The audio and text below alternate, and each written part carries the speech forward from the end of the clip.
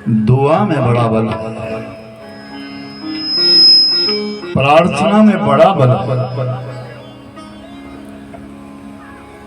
जब भी हम दुआ करते हैं, प्रार्थना करते हैं और आरत मन से करते हैं, वो दुआ भगवान तक पहुंचती है। हमारा भाव अच्छा होना चाहिए,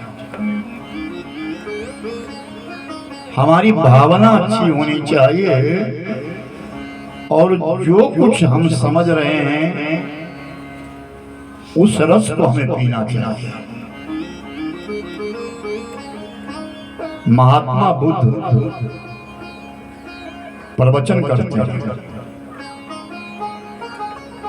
वो अनेक स्थान पर जाकर के सबके लिए सचेत करते हैं, सुंदर प्रवचन करते हैं, जिनका प्रवचन ज्ञानवर्धक है।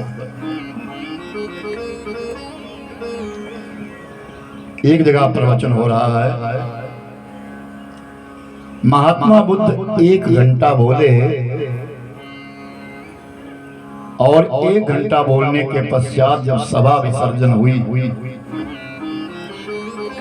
सब लोग जब निकलने लगे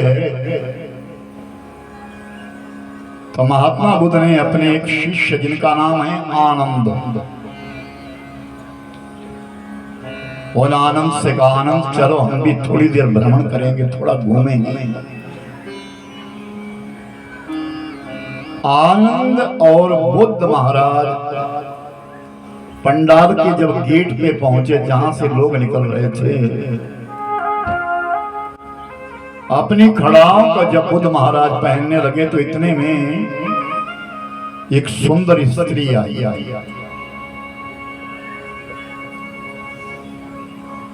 और उस स्त्री ने कहा, महाराज आपने मुझे समय पे जगा दिया,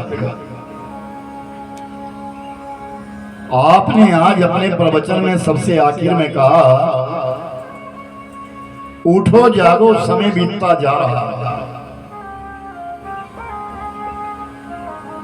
जाग जाओ समय बीतता जा रहा है। जब आपने ये शब्द कहा ना, तो मुझे ध्यान आया कि मैं तो नर्तकी हूं, नाचने वाली। और आज नगर सेठ के बेटे का शादी है, विवाह है, मुझे तो वहां नाचने के लिए जाना था, लेकिन मैं आपकी कथा सुनती सुनती भूल ही गई थी। अच्छा हुआ कि आपने मुझे समय पर जगा दिया, मैं जाग और अच्छा मैं जाती हूँ, मुझे नाचना था। महात्मा बुद्ध कुछ नहीं कहे। इतने में एक व्यक्ति और आया, उसने प्रणाम किया, बाबा आपने समय पे जगा दिया, मैं एक चोर हूं, आज नगर सेठ के बेटे की शादी है और मुझे वहां चोरी करनी है। मैं तो भूल ही गया था, आपने समय पे जगा दिया। महात्मा बुद्ध सुन रहे हैं, नर्तकी जागी है तो नाचने के लिए, और चोर जगा है तो चोरी करने के लिए।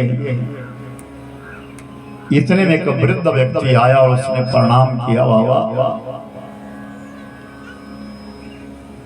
आज मैंने अपनी जिंदगी में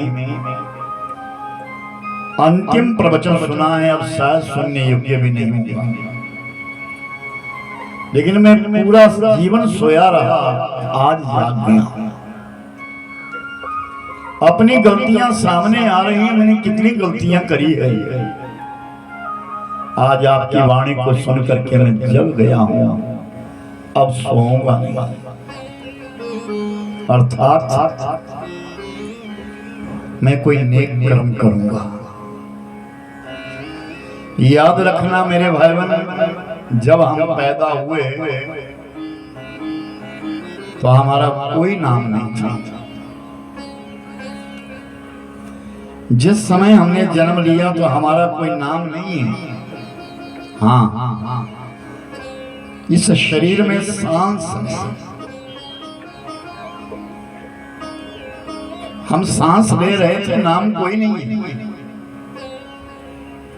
लेकिन जब धरा धरती से उठ करके जाना है तो नाम रहेगा और सांस खत्म हो जाएगी।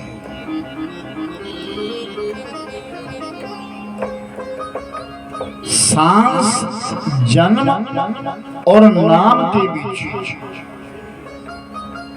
का जो अंतर है उसी का नाम जिंदगी है।